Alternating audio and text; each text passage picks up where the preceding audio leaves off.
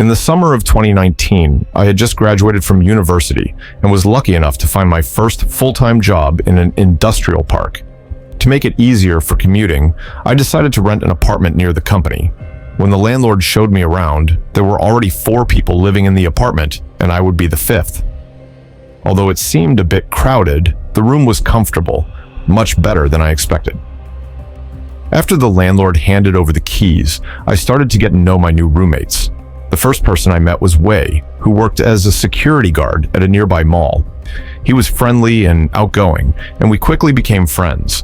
As we got to know each other, I asked Wei about the other roommates.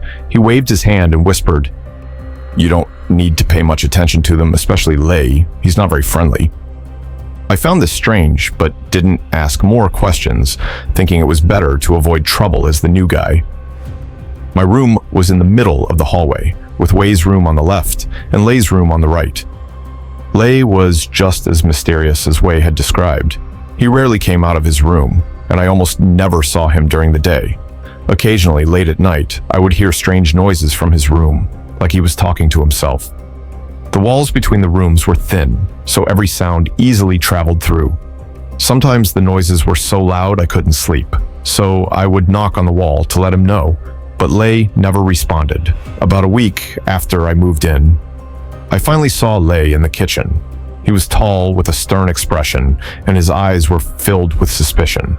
Although he nodded politely at me, he didn't say much and quickly returned to his room. I noticed he tried to avoid any interaction with the other roommates, as if he was afraid of getting too close to anyone. A few more days passed, and I started to settle into the apartment routine. Work was going well, and I enjoyed chatting with Wei in the evenings. Life seemed peaceful enough. However, one night I was woken up by a strange sound, whispering. It was coming from Lei's room again, but this time I could hear a second voice. It sounded like a woman. At first, I didn't think much of it. Maybe Lei had brought his girlfriend over. But what puzzled me was that over the next few days, I never saw this woman. There were a few occasions when I walked past Lei's room and saw a faint white figure through the door crack, but before I could get a better look, Lei would quickly shut the door, his face showing a hint of hostility. After about 2 weeks, the atmosphere in the apartment began to feel off. Every night, I could hear the strange whispers from Lei's room, mixed with odd thumping sounds. At the same time, a foul smell started spreading through the apartment, especially late at night. The stench was unbearable. One evening, Wei knocked on my door, looking annoyed. "Ming, do you smell that?" "It's disgusting in here," he said. I nodded, feeling uneasy myself. We decided to check if the smell was coming from Lei's room. We walked up to his door and knocked, but there was no response. Wei knocked again, louder this time, but still nothing. Frustrated, he muttered a curse under his breath and turned to leave. "Maybe he's not home. We'll deal with it tomorrow," he said. That night, I couldn't sleep. The stench seemed to be getting worse, and I couldn't stop thinking about the strange sounds from Lei's room. Around 2 a.m., I finally got out of bed and decided to go to the balcony for a smoke. On my way there, I passed the bathroom and noticed the door was slightly ajar. Inside, I saw someone standing in the dark. I froze. There was a woman in the bathroom, standing still by the sink, her back to me. She was wearing a long white dress, and her hair was dripping wet. But what terrified me the most was the large pool of blood at her feet.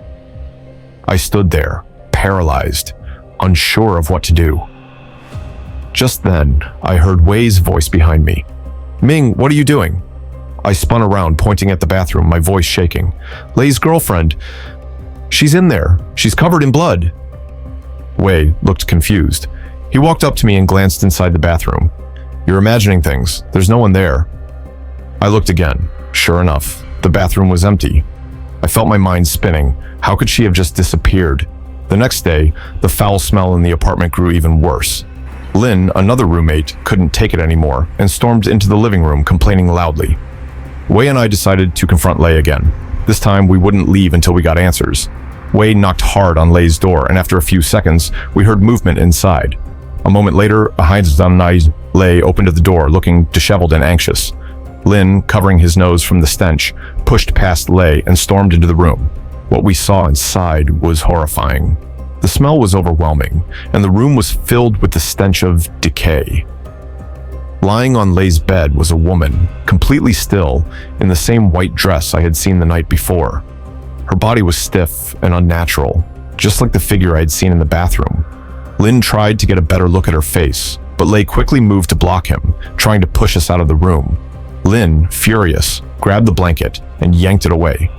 Just then, Wei let out a terrified scream and pointed at the wardrobe in the corner. The door was slightly open, and something fell out. It was the decomposing body of a woman. Her corpse was covered in maggots, and her face was twisted beyond recognition. She had clearly been dead for a long time. Lay panicked. He tried to run for the door, but Lynn was faster, grabbing him and shoving him to the ground. We immediately called the police. They arrived quickly and arrested Lay. During the investigation, the full story came out. Lay had killed his girlfriend weeks earlier when she tried to leave him. To cover up the crime, he had been using a life-sized inflatable doll to make it seem like she was still alive. He had hidden her body in the wardrobe, but the smell of decay had finally given him away.